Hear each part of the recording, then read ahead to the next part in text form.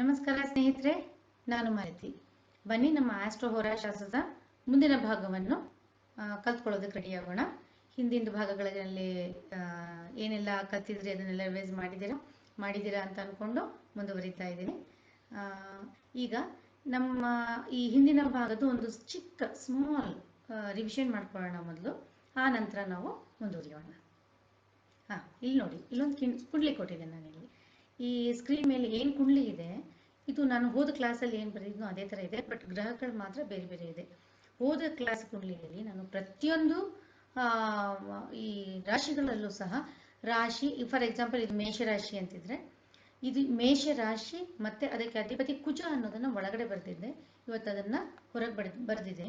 ಆಮೇಲೆ ಆ ರಾಶಿಯಲ್ಲಿ ಯಾವ ಗ್ರಹ ಸ್ಥಿತ ಆಗಿದೆ ಅಂತ ಗ್ರಹಗಳ ಬಗ್ಗೆ ಕಾನ್ಸಂಟ್ರೇಟ್ ಮಾಡ್ತಾ ಇದ್ದೀನಿ.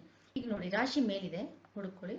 ಮೇಷ, ವೃಷಭ, ಮಿಥುನ, ಕಟಕ, ಸಿಂಹ, ಕನ್ಯಾ, ತುಲ, ವೃಶ್ಚಿಕ, ಧನು, ಮಕರ, ಕುಂಭ, ಮೀನ. ಜೊತೆಗೆ ಪ್ರತಿಯೊಂದು ರಾಶಿಯ ರಾಶಿಯಾಧಿಪತಿಗಳನ್ನು ಮೇಲ್ಗಡೆ ಬರ್ತಿದ್ದೇನೆ. ಈಗ ಕುಂಡಲಿ ಒಳಗಡೆ ಏನಿದೆ, ಭಾವ ಅಲ್ಲೇ ಬರ್ತಿದ್ದೀನಿ. ಭಾವ ಬಂದು ಕುಂಡಲಿ ಒಳಗಡೆನೆ ನಂಬರ್ಸ್ ಕೊಟ್ಕೊಂಡು ನಂಬರ್ಸ್ ಪ್ರಕಾರ ಗೊತ್ತು ಮಾಡಿದ್ದೀನಿ. ಪ್ರಥಮ, ದ್ವಿತೀಯ, ತೃತೀಯ, ಚತುರ್ಥ, ಪಂಚಮಿ, ಷಷ್ಠಿ, ಸಪ್ತಮಿ, ಅಷ್ಟಮಿ, ನವಮಿ, ದಶಮಿ, ಏಕಾದಶ, ದ್ವಾದಶ ಭಾವಗಳನ್ನು ನಾನಿಲ್ಲಿ ಪ್ರೆಸೆಂಟ್ ಮಾಡಿದ್ದೀನಿ. ಆದರೆ ನಾವು ಒಂದು ವಿಷಯ ಏನು ಅರ್ಥಕೋಬೇಕಂದ್ರೆ, ಇಲ್ಲಿ ರಾಶಿಗಳು ಫಿಕ್ಸ್ಡ್, ರಾಶಿಗಳು ಬದಲಾಗೋದಿಲ್ಲ. ಈಗ ನೋಡಿ, ಇದು ಮೇಷರಾಶಿ. ಇಲ್ಲಿ ನಾನೇನು ತೋರಿಸ್ತಾ ಇದ್ದೀನಿ ಅಂದರೆ ಇದು ಮೇಷರಾಶಿ. ಇದು ಮೇಷರಾಶಿ. ಈ ಮೇಷರಾಶಿ ನಾವು ಇಲ್ಲಿ ಮಾಡಲಿ, ಬೆಂಗಳೂರಲ್ಲಿ, ಅಥವಾ ನೀವು ಅಮೆರಿಕಾಗೆ ಹೋಗಿ ಮಾಡಿ, ಆಸ್ಟ್ರೇಲಿಯಲ್ಲಿ ಹೋಗಿರಿ, ಅಥವಾ ಯಾವುದೇ ಸ್ಥಳಕ್ಕೆ ಹೋಗಿ ಯಾವುದೇ ಕಾಲ ಆಗಲಿ, ಇನ್ನೂ 20 ವರ್ಷ ಹಿಂದಿನ ಕುಂಡ್ಲಿ ತೆಗೀರಿ, ಇನ್ನೂ ಒಂದು 100 ವರ್ಷ ಮುಂದೆ ಹೋಗಿ ಕುಂಡ್ಲಿಯನ್ನು ಮಾಡಿ, ಯಾವಾಗಲೂ ಈ ಮೇಷರಾಶಿಯಾಗೆ ಉಳ್ಕೊಳ್ಳುತ್ತೆ.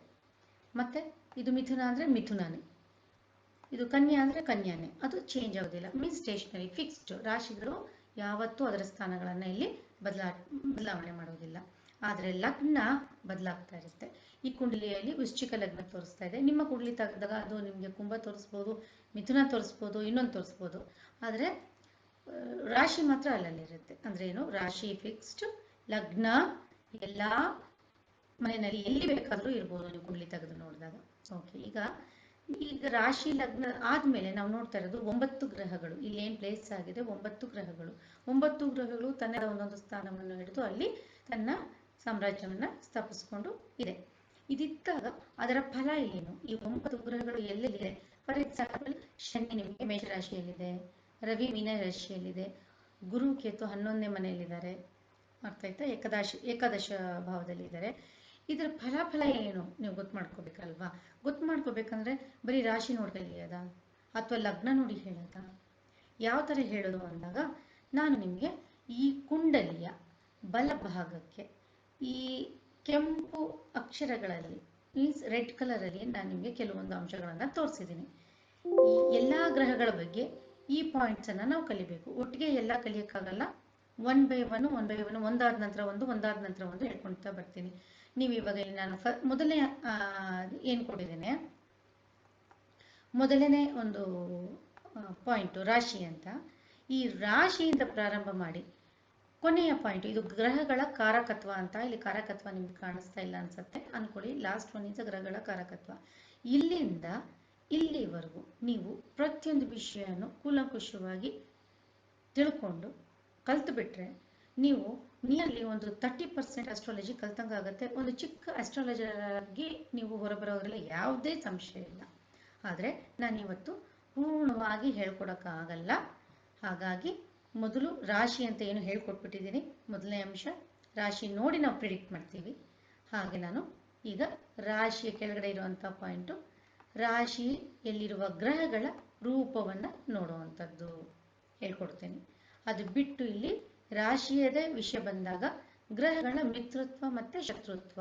ಈಗ ಎಲ್ಲ ರಾಶಿಗಳಲ್ಲೂ ಗ್ರಹಗಳಿದೆ. ಈಗ ನೋಡಿ, ಶನಿ ಮೇಷರಾಶಿಯಲ್ಲಿದ್ದಾನೆ. ಮೇಷರಾಶಿಯ ಸ್ವಾಮಿ ಕುಜ ಅಲ್ವಾ, ಅಧಿಪತಿ ಕುಜ. ಆದರೆ ಆ ಮನೆಯಲ್ಲಿ ಶನಿ ಇದ್ದಾನೆ. ಹಾಗಾಗಿ ಈ ಶನಿಯ ಫಲಾಫಲಗಳು, ಈ ಕುಜನ ಫಲಾಫಲಗಳು, ಇದೆರಡು ಒಂದರ ಮೇಲೊಂದು ಪ್ರಭಾವ ಬೀರುತ್ತೆ. ಶನಿಯು ಇದು ನೀಚ ಸ್ಥಾನ, ಶನಿಯ ನೀಚ ಸ್ಥಾನ. ನಿಮಗೆ ನಾನು ಉಚ್ಚ ಸ್ಥಾನ ನೀಚ ಸ್ಥಾನ ಮುಂದಕ್ಕೆ ಹೇಳ್ಕೊಡ್ತೇನೆ, ಅವಾಗ ಅರ್ಥ ಆಗುತ್ತೆ. ಅಲ್ಲಿದ್ದಾಗ ಶನಿಯ ಪ್ರಭಾವ ಹೇಗೆ ತಿಳ್ಕೊಬೇಕಂದ್ರೆ, ಮೊಟ್ಟ ಮೊದಲನೇದಾಗಿ ರಾಶಿ ಮೇಷರಾಶಿ, ಅದರ ಅಧಿಪತಿ ಕುಜ. ಆ ನಂತರ ಅದು ಷಷ್ಠ ಸ್ಥಾನದಲ್ಲಿದೆ, ಭಾವದ ಮೂಲಕ ಷಷ್ಠ ಸ್ಥಾನದಲ್ಲಿದೆ. ಮತ್ತೆ ಬೇರೆ ಗ್ರಹಗಳ ಪ್ರಭಾವದ ಮೇಲೆ ಎಲ್ಲ ನೋಡ್ಬೇಕಾದಾಗ ನಾವೇನ್ ಮಾಡಬೇಕು, ಅದರ ರೂಪ ನೋಡ್ತೀವಿ, ಗ್ರಹಗಳ ಮಿತ್ರತ್ವ ಮತ್ತೆ ಶತ್ರುತ್ವ. ಈಗ ನೋಡಿ, ಶುಕ್ರ ಎಲ್ಲಿದ್ದಾನೆ, ಚಂದ್ರನೊಟ್ಟಿಗಿದ್ದಾನೆ. ಅದು ಜೊತೆಗೆ ಅದು ಶುಕ್ರನ ಮನೆಯಲ್ಲಿದ್ದಾನೆ, ಶುಕ್ರ ತನ್ನ ಸ್ವಸ್ಥಾನದಲ್ಲಿದ್ದಾನೆ, ಜೊತೆಗೆ ಚಂದ್ರನೊಟ್ಟಿಗಿದ್ದಾನೆ. ಇದು ಸಂಬಂಧ ಹೇಗಿದೆ, ಮಿತ್ರತ್ವನ ಶತ್ರುತ್ವನ ಅದು ನೋಡ್ಕೊಂಡು ಕಲಿಬೇಕು. ಆಮೇಲೆ ರಾಶ್ಯಾಧಿಪತಿ ಆಗ್ಲೇ ತೋರಿಸಿದ್ದೀನಿ ನಾನು, ರಾಶ್ಯಾಧಿಪತಿಯನ್ನು ತೋರಿಸಿದ್ದೀನಿ. ಆಮೇಲೆ ಭಾವ ಅಂದ್ರೆ ಲಗ್ನದಿಂದ ಸ್ಟಾರ್ಟ್ ಆಗಿ 12 ಭಾವಗಳು. ಈ ಭಾವ ಕಲಿಬೇಕು. ಮತ್ತೆ ಪ್ರತಿಯೊಂದು ಭಾವಕ್ಕೂ ಭಾವಾಧಿಪತಿ ಯಾರು ಅಂತ ನೋಡಬೇಕು. ಈಗ ನೋಡಿ, ಈಗ ಇದು ವೃಶ್ಚಿಕ ರಾಶಿ, ವೃಶ್ಚಿಕ ರಾಶಿಗೆ ಕುಜಸ್ವಾಮಿ. ಹಾಗೆ ಇಲ್ಲಿ ಲಗ್ನ ಆದಿದೆ, ಈ ಲಗ್ನಕ್ಕೂ ಸಹ ಕುಜಸ್ವಾಮಿ. ಈಗ ಇದು ತೃತೀಯ ಭಾವ. ತೃತೀಯ ಭಾವಕ್ಕೆ ಯಾರು ಅಧಿಪತಿ, ಸ್ವಾಮಿ ಯಾರು? ಇದು ತೃತೀಯ ಭಾವ ಅನ್ನೋದಕ್ಕಿಂತ ಮುಂಚಿತವಾಗಿ ಇದು ಮಕರ ರಾಶಿ. ಮಕರ ರಾಶಿಗೂ ಶನಿಯೇ ಅಧಿಪತಿ, ಮತ್ತೆ ತೃತೀಯ ಭಾವಕ್ಕೂ ಶನಿಯೇ ಅಧಿಪತಿ. ಅಂದ್ರೆ ರಾಶಿಗಳಿಗೆ ಮತ್ತೆ ಲಗ್ನಕ್ಕೆ ಎರಡಕ್ಕೂ ಅಧಿಪತಿಗಳು ಒಬ್ಬರೇ ಆಗಿರ್ತಾರೆ. ಅರ್ಥವಾಯ್ತಾ? ನೋಡಿ ಇಲ್ಲಿ ಇವಾಗ ನೋಡಿ, ರವಿ ಎಲ್ಲಿದ್ದಾನೆ, ರಾಹು ಎಲ್ಲಿದ್ದಾನೆ, ಅರ್ಥವಾಯ್ತಾ? ಇದು ರಾಶಿ ಯಾವುದು? ಮೀನರಾಶಿ. ಮೀನರಾಶಿಗೂ ಗುರುವೇ ಅಧಿಪತಿ. ಈ 5 ನಂಬರ್ ಏನು ತೋರಿಸ್ತಾ ಇದೆ, ಈ 5ನೇ ನಂಬರ್ ಅಂದ್ರೆ ಪಂಚಮ ಭಾವ. ಈ ಪಂಚಮ ಭಾವಕ್ಕೂ ಗುರುವೇ ಅಧಿಪತಿ. ಅಂದ್ರೆ ಮೀನರಾಶಿ ಪಂಚಮ ಭಾವ ಎರಡಕ್ಕೂ ಗುರುವೇ ಅಧಿಪತಿ. ಹಾಗೆ ರಾಶಿ ಮತ್ತೆ ಭಾವಗಳಿಗೆ ಸ್ವಾಮಿ ಒಬ್ಬರೇ ಆಗ್ತಾರೆ. ಇದನ್ನು ಕಲ್ತ್ಕೋಬೇಕು ಇವತ್ತಿನ ಮೊದಲ ಪಾಯಿಂಟ್. ಅದಕ್ಕೆ ನಾವು ಇಲ್ಲಿ ಭಾವಾಧಿಪತಿ ಅಂತ ಹೇಳ್ತೀವಿ. ಅದಾದ ತಕ್ಷಣ ಭಾವ ಇಟ್ಕೊಂಡು ಅಂದ್ರೆ 1ನೇ ಮನೆಯಿಂದ 12ನೇ ಮನೆ, ಇಲ್ಲಿ 1 2 3 ತೋರಿಸಿದ್ದೀನಲ್ಲ ನಂಬರ್ಸ್ ಇಲ್ಲಿ ನೋಡಿ, ಇಲ್ಲಿ 1 ಅಂತಿದೆ, 2 3 4 ಇದೇ ತರ 12 ಮನೆ. ಇದು ಭಾವ.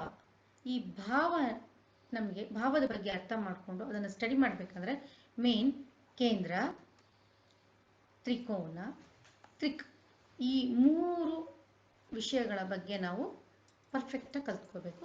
ಅದನ್ನು ಸಹ ನಾನು ಮುಂದಿನ ಭಾಗದಲ್ಲಿ ಹೇಳ್ಕೊಡ್ತೇನೆ. ಮತ್ತೆ ಈಗ ರಾಶಿ ಆಯಿತು, ಭಾವ ಆಯಿತು, ಇದೆರಡನ್ನು ನಾವು ಕಂಪ್ಯಾಟಬಿಲಿಟಿ ಚೆಕ್ ಮಾಡಿಬಿಟ್ಟು ಕಂಬೈನ್ ಮಾಡಿ ನೋಡಿದಾಗ ನಮಗೇನಾಗುತ್ತೆ, ಅದರಲ್ಲಿರುವ ಸ್ಥಿತ ಗ್ರಹಗಳು, ಈ 9 ಸ್ಥಿತ ಗ್ರಹಗಳು, ಆ ಗ್ರಹಗಳ ತತ್ವ, ಈ ಪಾಯಿಂಟ್ 1 ಗ್ರಹಗಳ ತತ್ವ, ನೆಕ್ಸ್ಟ್ ಗ್ರಹಗಳ ಕಾರಕತ್ವ, ಇದಿಷ್ಟನ್ನು ನಾವು 2 ಮಿಕ್ಸ್ ಮಾಡಿ ಕೇಳ್ಕೋಬೇಕಾಗತ್ತೆ. ಅಲ್ಲಿಗೆ ಇದೊಂದು ಗುಂಪು, ರಾಶಿ,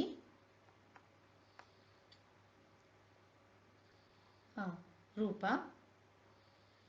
ಗ್ರಹಗಳ ಮಿತ್ರತ್ವ ಶತ್ರುತ್ವ, ರಾಶ್ಯಾಧಿಪತಿ, ಇದಿಷ್ಟು ಒಂದು ಗುಂಪು. ಇದು ನಮಗೆ ರಾಶಿಗಳ ಬಗ್ಗೆ ಜ್ಞಾನವನ್ನು ಕೊಡುತ್ತೆ. ಭಾವಾಧಿಪತಿ, ಕೇಂದ್ರ, ತ್ರಿಕೋನ, ತ್ರಿಕ್, ಈ 5 ಅಂಶಗಳು ಭಾವದ ಬಗ್ಗೆ ತಿಳುವಳಿಕೆಯನ್ನು ಕೊಡುತ್ತೆ. ಈ ರಾಶಿ ಭಾವಗಳನ್ನು ಬೆರೆಸಿ ಅಲ್ಲಿರುವ ಸ್ಥಿತವಾಗಿರುವಂತಹ ಅಂದ್ರೆ ಅಲ್ಲಿ ಪ್ಲೇಸ್ ಆಗಿರುವಂತಹ ಗ್ರಹಗಳು, ಅವುಗಳ ತತ್ವ, ಅವುಗಳ ಕಾರಕತ್ವ, ಇದಿಷ್ಟನ್ನು ನಾವು ಸ್ಟಡಿ ಮಾಡಿದಾಗ ಕಂಪ್ಲೀಟ್ ಒಂದು ಕುಂಡಲಿಯನ್ನು ನೀವು ಅನಲೈಸ್ ಮಾಡ್ಬೋದು, ಅಂದ್ರೆ ಓದ್ಬೋದು, ನೋಡ್ಕೋಬಹುದು, ಅದರಲ್ಲಿ ಅದರ ಫಲಾಫಲ ಹೇಗಿದೆ ಅಂತ ತಿಳ್ಕೊಬೋದು. ಆಯ್ತಾ? ಸೊ ಇವತ್ತು ಇಷ್ಟು ಅಂಶಗಳಲ್ಲಿ ಮೊಟ್ಟ ಮೊದಲನೇದಾದ ರೂಪ, ರಾಶಿ ಗೊತ್ತಿದೆ ನಿಮಗೆ, ಹಾಗಾಗಿ ರೂಪದ ಬಗ್ಗೆ ನಾನು ನಿಮಗೆ ಹೇಳ್ಕೊಡ್ತೀನಿ. ರೂಪ ಅಂದ್ರೆ ಏನು? ಮೂರ್ತ ರೂಪ, ಅಮೂರ್ತ ರೂಪ ಅಂತ ಅದರಲ್ಲಿ 2 ಭಾಗ ಇದೆ. ಈಗ ನಾವಿಲ್ಲಿ ಗ್ರಹಗಳು ನೋಡ್ತೀವಿ, 9 ಗ್ರಹಗಳು. ಮೊದಲು ಹೋಗೋಣ, ಗ್ರಹಗಳಿಗೆ ಹೋಗೋಣ, ಆಮೇಲೆ ನಿಮ್ಗೆ ಅರ್ಥ ಆಗುತ್ತೆ. ನಮ್ಮ ನೆಕ್ಸ್ಟ್ ಸ್ಲೈಡ್ ಅಲ್ಲಿ ನಿಮಗೆ ಗ್ರಹಗಳನ್ನ ತೋರಿಸ್ತೀವಿ. ಇಲ್ಲಿ ನೋಡಿ ಗ್ರಹಗಳು, ಅದರಲ್ಲಿ ಮೊದಲನೇದು ಸೂರ್ಯ, ಚಂದ್ರ, ಮಂಗಳ, ಬುಧ, ಗುರು, ಶುಕ್ರ, ಶನಿ, ರಾಹು, ಕೇತು, ಈ 9 ಗ್ರಹಗಳು. ನವಗ್ರಹ ಹೋದಾಗ ಸುತ್ತಾಗ್ತಿರಲ್ವಾ, ಅವಾಗ ಗೊತ್ತಿದೆಯಲ್ವಾ, ಸೇಮ್ ಅದೇ 9 ಗ್ರಹಗಳು. ಇದರಲ್ಲಿ ಮೊಟ್ಟ ಮೊದಲು ಸೂರ್ಯನ ಬಗ್ಗೆ ಮಾತಾಡೋಣ ನಾವು. ಸೊ ಸೂರ್ಯ ಅದಕ್ಕೆ ಒಂದೊಂದು ಬಣ್ಣ ಬಂದು ಕೆಂಪು ಅಲ್ವಾ. ಸೊ ಸೂರ್ಯ ಗ್ರಹದ ಬೇರೆ ಬೇರೆ ಹೆಸರು, ಪರ್ಯಾಯ ಹೆಸರುಗಳು ಅಂತ ಹೇಳ್ತೀವಿ. ಫಸ್ಟ್ ಯಾವ್ಯಾವ ಹೆಸರಿಂದ ಕೂಗ್ತಾರೆ ಅಂತ ನೋಡೋಣ. ರವಿ, ಭಾನು, ಆದಿತ್ಯ, ದಿನಕರ, ಈ 4 ಹೆಸರುಗಳು ಸೂರ್ಯನಿಗೆ ಪರ್ಯಾಯ ಹೆಸರುಗಳು ಇನ್ನು ಬೇಕಾದಷ್ಟಿದೆ, ಇಷ್ಟು ಕಲ್ತ್ಕೊಳ್ಳಿ. ಈಗ ಕಾಲಪುರುಷನ ಅಂಗದಲ್ಲಿ ಅಂಗವನ್ನ ನಮ್ಮ ದೇಹ ಅಂತ ಅನ್ಕೊಳ್ಳೋಣ ಅಲ್ವಾ. ನಾವು ಭವಿಷ್ಯಶಾಸ್ತ್ರ ಸ್ಟಡಿ ಮಾಡೋದು ಕಾಲಪುರುಷನ ದೇಹದ ಮೇಲೆ, ಅದು ನಮ್ಮ ದೇಹ ಅಂತ ಅನ್ಕೊಂಡಾಗ ಸೂರ್ಯನ ಅಮೂರ್ತ ರೂಪ ಯಾವುದು, ನಮ್ಮ ದೇಹದಲ್ಲಿ ಅದರ ಅಮೂರ್ತತೆ ಯಾವುದಕ್ಕಿರುತ್ತೆ? ಆತ್ಮ. ಆತ್ಮವನ್ನ ನಾವು ಸೂರ್ಯನನ್ನ ಸ್ಟಡಿ ಮಾಡಿಕೊಂಡು ಅದಕ್ಕೆ ರಿಲೇಟ್ ಮಾಡಿ ಓದ್ಕೊಳ್ತೀವಿ. ಒಬ್ಬ ಮನುಷ್ಯ ಒಂದು ಜನ್ಮದಿಂದ ಇನ್ನೊಂದು ಜನ್ಮದವರೆಗೆ ಸಾಗುವಾಗ ಆ ಆತ್ಮದ ದಾರಿಯ ಒಂದು ಜರ್ನಿ ಏನಿದೆ ಅದನ್ನ ನಾವು ಸೂರ್ಯನ ಸ್ಥಾನ ನೋಡಿ ಹೇಳ್ಬೋದು. ಹಿಂದಿನ ಜನ್ಮದಲ್ಲಿ ಏನಾಗಿದ್ವಿ, ಯಾವ ತರ ಇದ್ವಿ, ಎಲ್ಲಿಂದ ಬಂದ್ವಿ ಅನ್ನೋದನ್ನ ಸೂರ್ಯನಿಂದ ನೋಡಿ ನಾವು ಹೇಳ್ಬೋದು. ನೆಕ್ಸ್ಟ್ ಚಂದ್ರ. ಚಂದ್ರ ನೋಡಿ, ಅದಕ್ಕೂ ನಾವು ಬೇರೆ ಬೇರೆ ಹೆಸರುಗಳಿಂದ ಕರೀಬಹುದು. ಪರ್ಯಾಯ ಹೆಸರುಗಳು ಸೋಮ, ಶಶಿ, ಸುಧಾಕರ, ಇಂದು. ಈ ಎಲ್ಲಾ ಹೆಸರುಗಳಿಂದ ನಾವು ಅದನ್ನು ಕೂಗ್ತೀವಿ. ಮತ್ತೆ ಅಮೂರ್ತ ರೂಪ ಬಂದು ಮನಸ್ಸು. ಮನಸ್ಸು ಚಂದ್ರನದೇ. ಚಂದ್ರನ ಒಂದು ಗಾತ್ರ ಒಂದೇ ತರ ಇರೋದಿಲ್ಲ. ಪ್ರತಿದಿನ ನೀವು ಚಂದ್ರ ಅಬ್ಸರ್ವ್ ಮಾಡಿ, ಒಂದೊಂದು ದಿನ ಒಂದೊಂದು ಆಕಾರದಲ್ಲಿ ಇರುತ್ತೆ ಅದು. ಹಾಗೆ ಮನಸ್ಸು ಅಷ್ಟೇ, ಒಂದೇ ತರ ನಿಲ್ಲಲ್ಲ. ಒಂದು ಕ್ಷಣ ಒಂದೊಂದು ತರ ಯೋಚನೆ ಮಾಡ್ತಿರುತ್ತೆ. 10 ನಿಮಿಷ ಕೂತ್ಕೊಂಡ್ರೆ 100 ತರ ಆಲೋಚನೆಗಳು ಬರುತ್ತೆ. ಇಂಥದ್ರಲ್ಲೂ ಕೆಲವರೆಲ್ಲ ಸ್ಟ್ರಾಂಗ್ ಇರ್ತಾರೆ, ಫರ್ಮ್ ಮೈಂಡ್ ಇರ್ತಾರೆ. ಅವರು ಏನೇನು ಯೋಚನೆ ಮಾಡ್ತಾರೋ ಅದನ್ನ ಸಾಧಿಸಿ ತೋರಿಸ್ತಾರೆ. ಅಂದ್ರೆ ಚಂದ್ರ ಬಲವಾಗಿರ್ಬೇಕಲ್ವಾ. ಹಾಗಾಗಿ ಚಂದ್ರನಿಗೆ ಕಾಲ ಸ್ವರೂಪದಲ್ಲಿ ನಾವು ಅದಕ್ಕೆ ಮನಸ್ಸಿನ ಸ್ಥಾನವನ್ನು ಕೊಡ್ತೀವಿ. ಮನಸ್ಸಿನ ಬಗ್ಗೆ ಚರ್ಚೆ ಮಾಡುವಾಗ, ಅದನ್ನ ಸ್ಟಡಿ ಮಾಡುವಾಗ ಚಂದ್ರನನ್ನ ನೋಡಿ ಸ್ಟಡಿ ಮಾಡ್ತೀವಿ. ನೆಕ್ಸ್ಟ್ ಮಂಗಳ. ಮಂಗಳ ಅಂದ ತಕ್ಷಣ ಗೊತ್ತು, ಸ್ಟ್ರಾಂಗು ಅಲ್ವಾ. ಅದಕ್ಕೂ ಅಷ್ಟೇ ಕೆಂಪು, ಬಟ್ ಸ್ವಲ್ಪ ಆರೆಂಜ್ ಕೆಂಪು ಅಂತ ಹೇಳ್ತಿರಲ್ಲ ನೀವು, ಆ ಕಲರ್ ಅದಕ್ಕೆ ಕೊಟ್ಟಿದ್ದಾರೆ. ಸೊ ಈ ಮಂಗಳ ತುಂಬಾ ತುಂಬಾ ಬಲವಾದ ಗ್ರಹ. ಹಾಗಾಗಿ ಅದರ ಪರ್ಯಾಯ ಹೆಸರುಗಳು ಕುಜ, ಅಂಗಾರಕ, ಭೂಮಿಸುತ, ಮಹಿಸುತ. ಅಂಗಾರಕ ಅಂತ ಹೇಳಿದ್ರೆ ವೆರಿ ಸ್ಟ್ರಾಂಗ್ ಅಂತ, ಅದಕ್ಕೆ ಅಂಗಾರಕ ಅಂತಾನು ಹೇಳ್ತಾರೆ. ಇದರ ಅಮೂರ್ತ ರೂಪ ನೋಡಿ ಶಕ್ತಿ. ಶಕ್ತಿ ಕುಜನಿಗೆ, ಶಕ್ತಿಗೆ ನಾವು ಹೋಲಿಸಿ ಹೇಳ್ತೀವಿ. ಯಾಕಂದ್ರೆ ನೋಡಿ, ಯಾರ ಜಾತಕದಲ್ಲಿ ಕುಜ ಬಲವಾಗಿರ್ತಾನೋ ಅಂತಹ ಜಾತಕರು ಪೊಲೀಸ್ ಡಿಪಾರ್ಟ್ಮೆಂಟ್ ಅಲ್ಲಿ ಇರ್ತಾರೆ, ಮಿಲಿಟರಿ, ಆರ್ಮಿ, ನೇವಿಯಲ್ಲಿ ಇರ್ತಾರೆ. ಇಲ್ಲ ಕೆಲವೊಂದು ಸಮಾಜಘಾತಕ ಕೆಲಸ ಮಾಡೋರು ಸಹ ಧೈರ್ಯದಿಂದ ತುಂಬಾ ಮುಂದೆ ನುಗ್ಗಿ ಮಾಡುವಂತವರಲ್ಲೂ ಕೆಲವೊಮ್ಮೆ ಕುಜ ಬಲವಾಗಿರ್ತಾನೆ, ಬಟ್ ನೆಗೆಟಿವ್ ರಿಸಲ್ಟ್ ಕೊಡ್ತಿರ್ತಾನೆ. ಇದನ್ನ ನೋಡ್ತೀವಿ. ಅಂದ್ರೆ ಏನು? ಧೈರ್ಯ, ಶಕ್ತಿ, ಇದು ಮೇನ್ ಶಕ್ತಿ. ಇದಕ್ಕೆ ನಾವೇನ್ ಮಾಡ್ತೀವಿ? ಅಮೂರ್ತ ರೂಪ ಮಂಗಳನಿಗೆ ಶಕ್ತಿಯಾಗಿ ನಾವು ನೋಡ್ತೇವೆ. ನೆಕ್ಸ್ಟ್ ಬುಧ. ಬುಧ ಅಂತ ತಕ್ಷಣ ಅದರ ಪರ್ಯಾಯವಾಚಿ ಶಬ್ದಗಳು ಯಾವುದು ಅಂತ ಹೇಳಿದ್ರೆ ಚಂದ್ರಾತ್ಮಜ, ಸೋಮಜ, ಇಂದುಪುತ್ರ, ವಿಧ ಅಂತ ಹೇಳ್ತೀವಿ. ಚಂದ್ರಾತ್ಮಜ, ಸೋಮಜ ಎರಡು ಅಂದ್ರೆ ಏನು? ಚಂದ್ರನ ಮಗ ಅಂತ. ಹೌದು, ನಮ್ಮ ಅಸ್ಟ್ರಾಲಜಿಕಲ್ ಬ್ಯಾಕ್ಗ್ರೌಂಡ್ ಅಲ್ಲಿ ಚಂದ್ರನಿಂದ ಹುಟ್ಟಿದ್ದೆ ಬುಧ ಅಂತ ಅನ್ನುವಂತ ಒಂದು ರೆಕಾರ್ಡ್ ಇದೆ. ಸೊ ಹಾಗಾಗಿ ಅದನ್ನ ಚಂದ್ರಾತ್ಮಜ, ಸೋಮಜ ಅಂತ ಹೇಳ್ತೀವಿ. ಇದರ ಅಮೂರ್ತ ರೂಪ ಬಂದು ವಾಣಿ. ಬುಧ ಅಂದ್ರೆ ವಾಣಿ ಅಂದ್ರೆ ಮಾತು. ಬುಧ ಬಲವಾಗಿರುವಂತಹ ಒಂದು ಜಾತಕದಲ್ಲಿ ಆ ವ್ಯಕ್ತಿಗಳು ತುಂಬಾ ಚೆನ್ನಾಗಿ ಮಾತಾಡ್ತಾರೆ. ಏನೋ ಅವ್ರಿಗೆ ಹೇಳ್ಬೇಕನ್ಸುತ್ತೋ ಇನ್ನೊಬ್ಬರಿಗೆ ಸರಿಯಾಗಿ ಅರ್ಥ ಆಗುವಾಗ ಹೇಳ್ಬಿಡ್ತಾರೆ. ಒಳ್ಳೆ ಟಾಕಿಟಿವ್ ಪರ್ಸನ್ಸ್. ಅಂದ್ರೆ ಸುಮ್ಮನೆ ಬೇಕಾದದ್ದು ಎಲ್ಲ ಮಾತಾಡೋದಂತಲ್ಲ, ಯಾವುದೇ ವಿಷಯದ ಬಗ್ಗೆ ನಿರರ್ಗಳವಾಗಿ ಗಂಟೆಗಟ್ಟಲೆ ಮಾತಾಡುವಂತಹ ಒಂದು ಟ್ಯಾಲೆಂಟ್ ಅವ್ರ ಹತ್ರ ಇರುತ್ತೆ. ನೆಕ್ಸ್ಟ್ ನಾವು ಗುರುಗ್ರಹಕ್ಕೆ ಹೋಗೋಣ. ಗುರು ಅಂದಾಗ ಪರ್ಯಾಯ ಹೆಸರುಗಳ ಗುರುವಿಗೆ ಬೃಹಸ್ಪತಿ, ಸುರಾಚಾರ್ಯ, ದೇವಮಂತ್ರಿ, ದೇವಪುರೋಹಿತ. ನೋಡಿ 4 ಹೆಸರು ಹೇಳೋದು. ಇವರು ಗುರು ಅಂತ ಹೇಳಿದ್ರೆ ಬೃಹಸ್ಪತಿ ದೇವರಿಗೆ, ಸುರಾಚಾರ್ಯ ಸುರರಿಗೆ ಆಚಾರ್ಯ, ದೇವತೆಗಳಿಗೆ ಗುರುಗಳಾಗಿದ್ದವರು ಅವರು. ಸೊ ಹಾಗೆ ಮಂತ್ರಿ, ಪುರೋಹಿತರಾಗಿದ್ದವರು. ಸೊ ಹಾಗಾಗಿ ಗುರುವಿಗೆ ಈ ಎಲ್ಲ ಹೆಸರು ಬಂದಿದೆ. ಗುರುವಿನ ಅಮೂರ್ತ ರೂಪ ಬಂದು ಜ್ಞಾನ. ಜ್ಞಾನ ಅಂದ್ರೆ ಯಾರ ಜಾತಕದಲ್ಲಿ ಗುರು ಬಲವಾಗಿರ್ತಾನೋ ಅವರು ಜ್ಞಾನವಂತರಾಗಿರ್ತಾರೆ. ಬುದ್ಧಿ, ತಿಳುವಳಿಕೆ ಎಲ್ಲ ಗಾಡ್ ಗಿಫ್ಟೆಡ್ ಅವ್ರಿಗೆ. ಸೊ ಮಾತಾಡ್ದೇನೆ ನೀವು ಸುಮ್ಮನೆ ನಿಂತಾಗ್ಲೇ ಒಂದು ವ್ಯಕ್ತಿಯನ್ನ ನೋಡಿ ಅವ್ರನ್ನ ತೂಕ ಹಾಕಿ ಹೇಳ್ಬಿಡ್ತಾರೆ. ಅಷ್ಟೊಂದು ಜ್ಞಾನ ಅವರಲ್ಲಿ ಇರುತ್ತೆ. ನೀವು ಇನ್ನೊಂದು ಜಾತಕ ಎಲ್ಲಾದ್ರೂ ನೋಡಿ, ಬುಧ ವಾಣಿ ಅಂದೆ, ಗುರು ಬಂದು ನಾನು ಜ್ಞಾನ ಅಂದೆ. ನೀವು ಎರಡು ಬುಧ ಗುರು ಒಟ್ಟೊಟ್ಟಿಗೆ ಇದ್ದು ಅದೆರಡು ಬಲವಾಗಿರುವಂತಹ ಜಾತಕ ನೋಡಿ, ಅವರು ಸ್ಟಾರ್ ಆಗ್ಬಿಡ್ತಾರೆ. ಯಾಕಂದ್ರೆ ಗುರು ಜ್ಞಾನ, ಆ ಜ್ಞಾನವನ್ನ ವಾಣಿಯ ಮೂಲಕ ಪ್ರಸ್ತುತಪಡಿಸುವಂಥದ್ದು. ಬರವಣಿಗೆಯಲ್ಲಾಗ್ಲಿ, ಮಾತಿನಲ್ಲಾಗ್ಲಿ, ಪ್ರತಿಯೊಂದು ಎಕ್ಸಾಮ್ಸ್ ಅಲ್ಲಿ ಬರೀತಾರೆ, ಔಟ್ ಆಫ್ ಔಟ್ ಸ್ಕೋರ್ ಮಾಡ್ತಾರಂತ ಮಕ್ಕಳು. ಯಾಕಂದ್ರೆ ಏನು ಕಲಿತಾರೆ, ಏನು ಜ್ಞಾನ ಇದೆ ಅದನ್ನ ಸರಿಯಾದ ರೀತಿಯಲ್ಲಿ ಪ್ರಸ್ತುತಪಡಿಸೋದು, ಪ್ರೆಸೆಂಟ್ ಮಾಡೋದು, ಪ್ರೆಸೆಂಟೇಷನ್ ತುಂಬಾ ಚೆನ್ನಾಗಿರುತ್ತೆ. ನೆಕ್ಸ್ಟ್ ಗ್ರಹ ಶುಕ್ರ. ಶುಕ್ರ ಅಂದಾಗ ಸುಖ ಇರ್ಲಿ. ಮೊದಲು ಪರ್ಯಾಯ ಹೆಸರುಗಳನ್ನ ನೋಡ್ಕೊಳ್ಳೋಣ. ದೈತ್ಯಗುರು, ಭೃಗು, ಭಾರ್ಗವ, ಸಿತ, ಈ 4 ಹೆಸರು. ಇದರಲ್ಲಿ ನೋಡಿ ದೈತ್ಯಗುರು ಅಂತಿದೆ. ಅಲ್ಲಿ ಗುರು ಬಂದು ದೇವತೆಗಳ ಗುರು, ಸುರಾಚಾರ್ಯ ದೇವತೆಗಳ ಗುರು. ಶುಕ್ರ ಬಂದು ದೈತ್ಯರ ಗುರು, ರಾಕ್ಷಸರ ಗುರು ಅಂತ ಅರ್ಥ. ಹಾಗಾಗಿ ಶುಕ್ರನ ಅಮೂರ್ತ ರೂಪ ಬಂದು ಸುಖ. ಯಾರ ಜಾತಕದಲ್ಲಿ ಶುಕ್ರ ಬಲವಾಗಿರ್ತಾನೋ ಆ ವ್ಯಕ್ತಿಗಳು ಹುಟ್ಟಿನಿಂದ ಸಾವಿನ ತನಕ ಬಹಳ ಸುಖವಾಗಿ ಬಿಡ್ತಾರೆ. ಬರೀ ಶುಕ್ರದಶೆಯಲ್ಲಿ ಹುಟ್ಟೋದಲ್ಲ, ಎಷ್ಟೋ ಜನ ಶುಕ್ರದಶೆಯಲ್ಲಿ ಹುಟ್ಟಿ ಕಷ್ಟಪಡ್ತಾರೆ. ಶುಕ್ರ ಜಾತಕದಲ್ಲಿ ಬಲವಾಗಿರಬೇಕು, ಕುಂಡಲಿಯಲ್ಲಿ ಬಲವಾದ ಸ್ಥಾನದಲ್ಲಿ, ಸ್ವಸ್ಥಾನನೋ, ಉಚ್ಚಸ್ಥಾನನೋ, ಕೇಂದ್ರನೋ, ತ್ರಿಕೋನನೋ ಇರಬೇಕು. ಸೊ ಇದ್ದಾಗ ನಮ್ಗೇನಾಗುತ್ತೆ ಅಂದ್ರೆ ಒಳ್ಳೆ ಸುಖ ಸಂಪಾದನೆ ಆಗ್ತೀವಿ. ಎಷ್ಟೋ ಮಕ್ಕಳಿಗೆ ತಂದೆ ತಾಯಿ ಬಡತನದಲ್ಲಿ ಇದ್ರು, ಆ ಮಕ್ಕಳು ಹುಟ್ಟಿದ ತಕ್ಷಣ ಸಿರಿವಂತರಾಗ್ಬಿಡ್ತಾರೆ. ಯಾಕಂದ್ರೆ ಆ ಮಕ್ಕಳು ಸುಖ ಪಡಬೇಕು, ಅವ್ರ ತಂದೆ ತಾಯಿ ಮಕ್ಕಳು ಸುಖವಾಗಿಡ್ಬೇಕಂದ್ರೆ ಅವರಿಗೆ ಹೆಚ್ಚು ಧನ ಲಾಭ ಆಗ್ಬೇಕು. ಹಾಗಾಗಿ ಶುಕ್ರ ಅಂದ್ರೆ ಸುಖ. ನೆಕ್ಸ್ಟ್ ಶನಿಗೆ ಹೋಗೋಣ. ಶನಿಯ ಪರ್ಯಾಯ ಹೆಸರುಗಳು ಸೂರ್ಯಪುತ್ರ, ಛಾಯಾತ್ಮಜ, ಶನೀಶ್ವರ ಮತ್ತು ಅಸಿತ. ಓಕೆ, ಇದರ ಅಮೂರ್ತ ರೂಪ ಬಂದು ದುಃಖ. ದುಃಖ ಅಂದಾಗ ಶನಿಯಿಂದ ನಮಗೆ ದುಃಖ ಬರುತ್ತೆ ಅಂತಲ್ಲ, ದುಃಖ ಸುಖದ ಬಗ್ಗೆ ಮಾತಾಡ್ತಾ ಇಲ್ಲ ಇಲ್ಲಿ. ದುಃಖ ಬರಲ್ಲ ಅಂದ್ರೆ ಸುಖ ಅಂತಲ್ಲ. ದುಃಖ ಇರುವಂತದ್ದನ್ನ ಪರಿಹಾರ ಮಾಡೋದು ಅಥವಾ ಇರೋ ದುಃಖ ಹೆಚ್ಚಾಗಿ ಬೆಳೆಯೋದು, ಹೆಚ್ಚಾಗಿ ಹೆಚ್ಚಾಗೋದು, ಎರಡು ಶನಿಯ ರೂಪ ಕಾರಣದಿಂದ.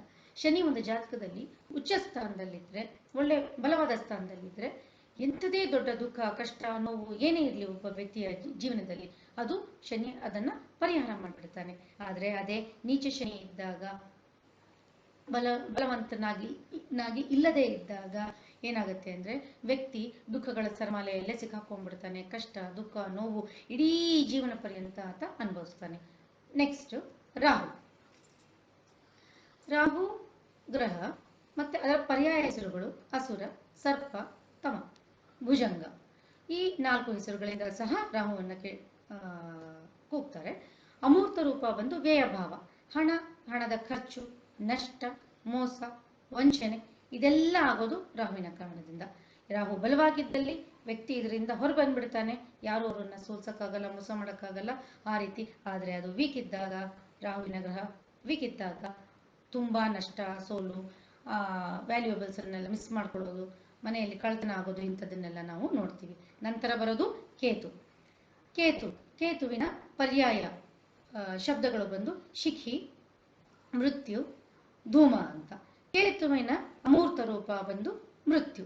ಒಬ್ಬ ವ್ಯಕ್ತಿಯ ಮೃತ್ಯುವಿಗೆ ಕಾರಣ ಏನು, ಅವನು ಹೇಗೆ ಮರಣ ಹೊಂದ್ತಾನೆ, ಮರಣ ಹೊಂದುವಾಗ ಆತನ ಸ್ಥಿತಿಗತಿಗಳು ಹೇಗಿರುತ್ತೆ, ಇದನ್ನ ನಾವು ಕೇತುವಿನ ಸ್ಥಾನದಿಂದ ನೋಡಿ ನಾವು ಗೊತ್ತು ಮಾಡ್ಕೋಬಹುದು. ಹಾಗಾಗಿ ಗ್ರಹಗಳ ಸ್ಥಾನಗಳು ರಾಶಿಯಲ್ಲಿ, ಭಾವದಲ್ಲಿ ಈ ರೀತಿಯ ರಿಸಲ್ಟ್ಗಳನ್ನ ನಮಗೆ ಕೊಡುತ್ತೆ. ಒಂದು ಬರ್ಡ್ ವ್ಯೂ ನೋಡಿದ್ದೇವೆ. ಇವತ್ತು ಇಲ್ಲಿನ ಪಾಠ ಇಲ್ಲಿಗೆ ಕೊನೆ ಮಾಡೋಣ. ಸ್ನೇಹಿತರೆ, ಈ ವಿಡಿಯೋ ನಿಮ್ಗೆ ಇಷ್ಟ ಆಗಿದ್ರೆ ಲೈಕ್ ಮಾಡಿ. ಈ ಚಾನೆಲ್ಗೆ ಹೊಸದಾಗಿ ಬಂದಿರೋರು ಯಾರಾದರೂ ಇದ್ರೆ ಮೊದಲು ಹಿಂದಿನ 2 ಭಾಗಗಳನ್ನು ನೋಡಿ, ನಂತರ ಸಬ್ಸ್ಕ್ರೈಬ್ ಮಾಡಿ, ಬೆಲ್ ಐಕಾನ್ ಅನ್ನು ಒತ್ತಿ.